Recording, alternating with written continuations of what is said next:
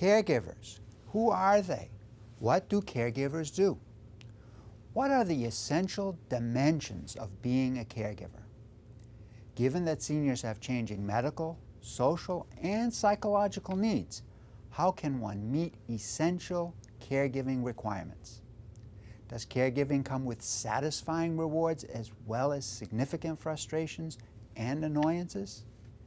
Can being a caregiver result in resentment, anger, and broken relationships? Why is respite care important?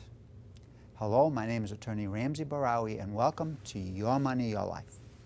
Today, my guest is Chistopher MacLellan, a certified senior advisor. Mr. MacLellan is the host of Be a Healthy Caregiver on Blog Talk Radio, manages a caregiver's blog on purplejacket.com, and is himself a caregiver. Chris, welcome to Your Money, Your Life. It's great to have you on the program. Thank you so much, Ramsey. It's great to be able to talk with you and to talk about what I'm passionate about, caregivers and caregiving. Thank you. What can people do in order to prepare to be a caregiver so that they don't die on the job, or they don't become overly stressed, and they don't become sick, and they don't have problems in their personal life? What can people do to prepare? Well, oftentimes it's hard to prepare to be a caregiver because you can be thrust into that role at a moment's notice. But once you're in the role of caregiving, first and foremost, reach out to your friends, to your families. Ask for help. There are usually people within your circle of friends or circle of family that are willing to lend a hand, that have expertise in particular areas. But oftentimes those folks just need to be asked if they could come in and help.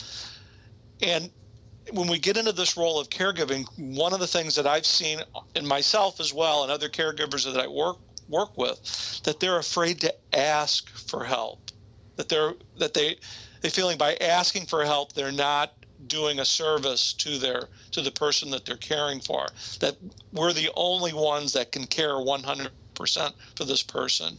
But in retrospect, that's erroneous, because while we have the ability to do many things, we do not have the ability to do everything. We have to ask. That's the first rule of order in caregiving, is you have to learn to be able to ask for help. It sounds to me what you're saying, Chris, is you need to be able to set some limits. You need to be able to say, listen, I can't do it all. I need to set some limits here. I need to get some help. I need to have some time off, and so forth and so on. That's what I'm hearing. Oh, and the buzzword there is setting boundaries, and that is one of the most difficult components for new caregivers, is to set boundaries. You want to be present to the person that you're caring for, but you got to be mindful that you have your own time and your own life as well. And when you can set those boundaries early on, it makes the caregiving experience easier for both the caree and the caregiver itself.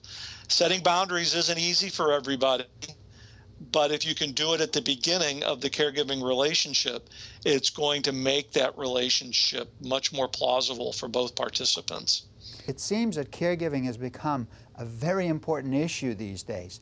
Is it because people are underestimating how much help an aging loved one actually needs? Or is it because people are unprepared for caregiving? Or is it because people are living longer? I mean, why all of a sudden? It seems, a few years ago it wasn't a big issue, and now it's a major issue. Well, it's all those things, Ramsey. With the advances in medicine today, people are living longer. That's just a wonderful revelation of modern medicine. But with that, we have not caught up to preparing to live longer. And with the baby boomers now reaching 65 and above, they're looking to the baby boomers, and I'm on the tail end of that.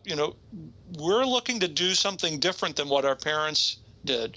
We're going to want to age in place. We're going to want to be living in our home, and that's where the trends are going to these days. It's care in the home, aging in place, and how do we do that in a way that's cost effective, in a way that is healthy, is is going to be some of the issues that we're going to be dealing with as we move on in the caregiving field. Well, you know, I can tell you as an elder law attorney that in talking with clients, some of my clients are boomers, some are boomers' parents.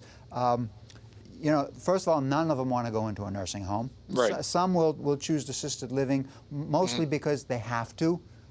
They don't have anybody nearby who can be a caretaker, so they feel they have to go into assisted living. But most people actually want to age in place, as you put it. In other words, age in their home. And maybe they want to modify the home a little bit. They'd like to have Right. somebody come in for a few hours and help them out with, you know, the household tasks and with the cooking and perhaps with the bathing and so forth and so on. Basically the activities of daily living. But they want to stay in their home. They want to have a modicum of independence. They understand they're not as independent as they used to be, but they still want to live their lives. And so, you know, I'm hearing that from clients, and I feel that way myself. I agree with you 100%, and I am the same way.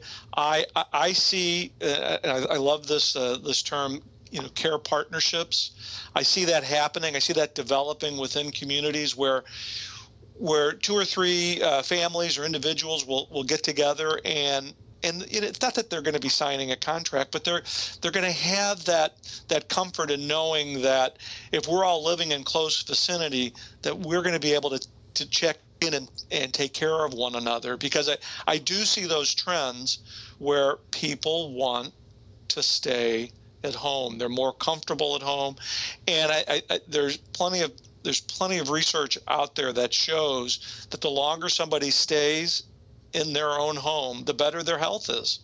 And don't we all want to age with good health? Well, we absolutely do. And as you said earlier, given the wonders of modern medicine, we are all living longer, but we're also living with age-related disabilities because we're living longer. So, you know, there has to be some sort of balance here. We have to figure out how to be able to do that, how we can live longer and healthfully at the same time. Aging touches each one of us, our parents, our children, and of course ourselves. Simply put, the essential dimensions of caregiving typically involve providing unpaid assistance to a person who has trouble functioning independently in one way or another. The role of a caregiver is to provide peace of mind by providing the greatest level of safety and assistance. Chris MacLellan shared with us that the key to avoiding caregiver burnout is sharing responsibility while recognizing and adhering to limits. In so doing, a caregiver will balance caregiving with other responsibilities. With increased longevity, improved medical care, and treatment options, we will all ultimately need to come to grips with the dimensions of aging. So take charge of your future by doing your homework. A good place to start is by listening to Chistopher MacLellan's internet radio show, Be a Healthy Caregiver. Also visit his caregiver's blog, thepurplejacket.com. For in the words of Ben Franklin, an investment in knowledge always pays the best interest.